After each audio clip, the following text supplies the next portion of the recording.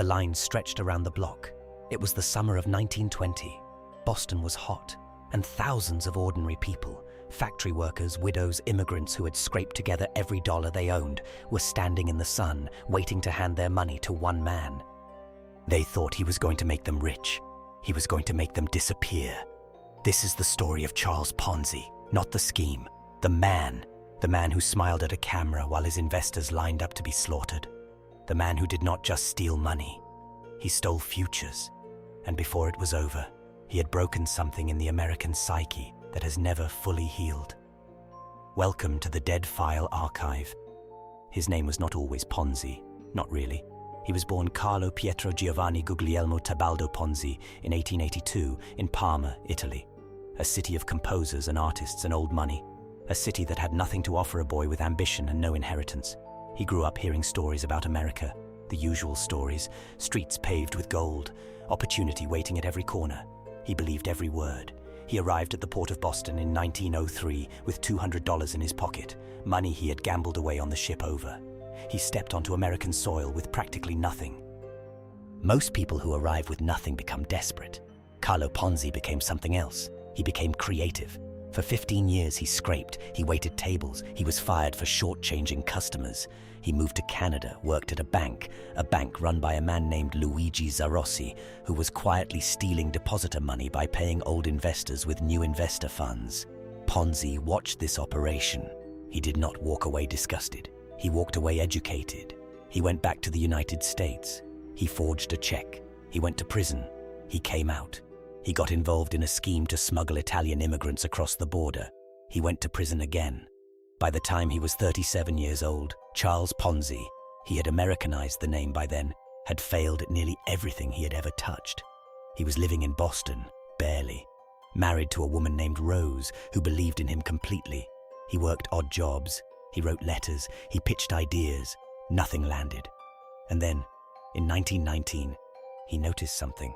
A small, overlooked detail buried inside an envelope from Spain.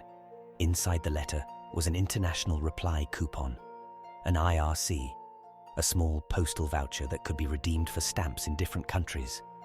The idea was simple. You buy one in a country where the currency is weak, redeem it in a country where the currency is strong. The exchange rate difference is pure profit. Ponzi ran the numbers. He calculated that you could theoretically buy IRCs in post-war Europe, where currencies had collapsed, and redeem them in the United States for as much as a 400% profit. On paper, this was real. The arbitrage existed. The loophole was genuine. That detail matters, because what made Charles Ponzi so dangerous was that he started with something true. He just could never actually make it work at scale. The IRC market was too small. Moving physical coupons in volume was nearly impossible. The profits existed in theory and nowhere else. But by the time he understood the problem clearly, he had already started selling. He founded the Securities Exchange Company in December 1919, not the SEC, his own company. He promised investors a 50% return in 45 days, double your money in 90. He started small. Friends, acquaintances, a few neighbors. They gave him a few $100 here, 1,000 there. And when the first 45 days were up, he paid them, every dollar. Word spread like something airborne. By February 1920, investors were arriving at his office on School Street in Boston with suitcases, literal suitcases full of cash. A postal worker named Joseph Daniels invested his life savings. A widow named Etty Simons handed over everything she had. Fishermen, bakers, school teachers, immigrants, people who came from the same world Ponzi had come from, people who trusted him precisely because he looked like them, talked like them, understood the hunger they carried. By June 1920, Ponzi was taking in over $2 million per week.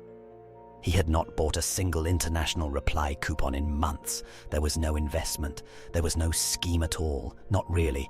There was only the money coming in and the money going out to earlier investors, and the gap between those two rivers that kept growing and growing and growing. He moved Rose into a mansion in Lexington.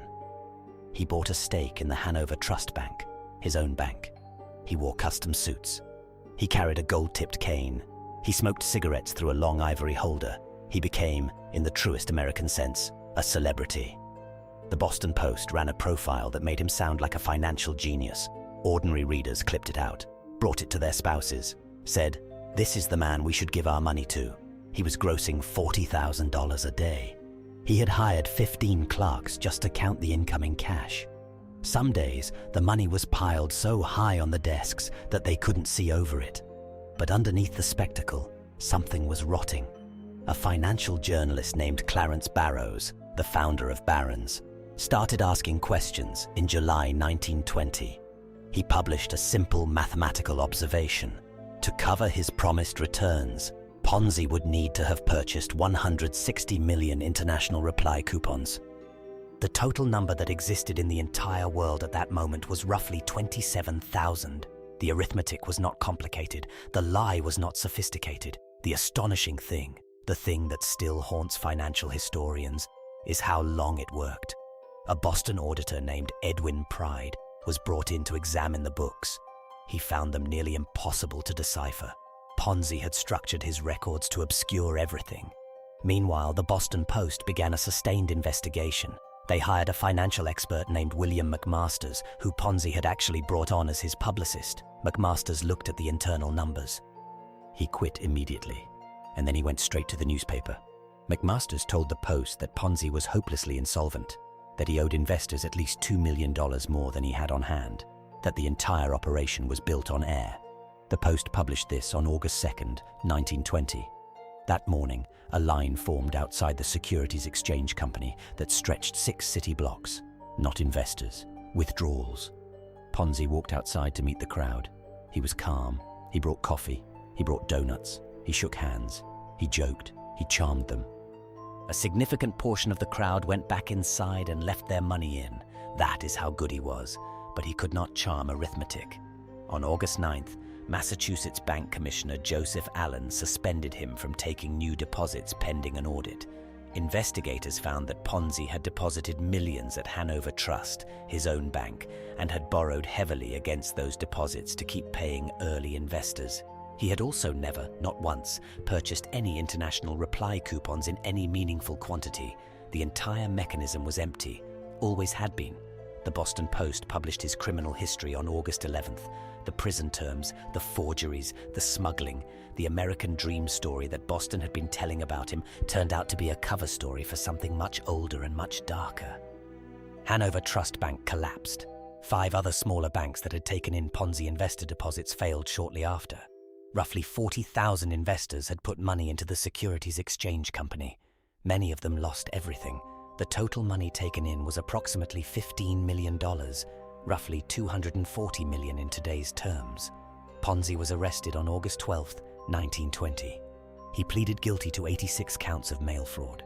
He was sentenced to 5 years in federal prison. He served 3.5 years. He got out. He was immediately arrested again, this time by the state of Massachusetts on additional fraud charges. He fought those, lost, was released on bail, and during that time, he tried to flee to Florida. He ran a real estate scheme there, selling swampland to investors under the promise it was near Jacksonville. It was not near anything. He was caught, tried again, convicted again, sentenced again. While awaiting appeal, he disguised himself as a sailor and tried to flee to Italy on a cargo ship. He was caught in New Orleans. He was sent back to Massachusetts. He served additional time. When he was finally done with American prisons, he was deported to Italy in 1934. He had no money. He had no reputation. He had Rose, but she had divorced him by then, quietly, without drama. She remarried. She moved on. She never spoke about him publicly again. He made his way to Brazil. He took work as a translator, a language teacher. He ate simply. He lived in small rooms. He died in the charity ward of a hospital in Rio de Janeiro in January 1949. He left behind $75, exactly enough to cover his burial. The 40,000 people who handed him their money. What happened to them? Many recovered nothing, not a single cent. Investors who had pulled out early, before the collapse, were actually sued by the bankruptcy trustee to return their quote-unquote profits. Profits that had been stolen from someone else. Think about that. You trusted a man, he paid you. You were then told that the money you were paid was stolen from another victim, and you owed it back. Families lost homes. Businesses went under. The 6 banks that collapsed took thousands of ordinary depositor accounts with them, people who had never invested in Ponzi at all, people who simply had their savings in institutions he had infected. The victims were not naive.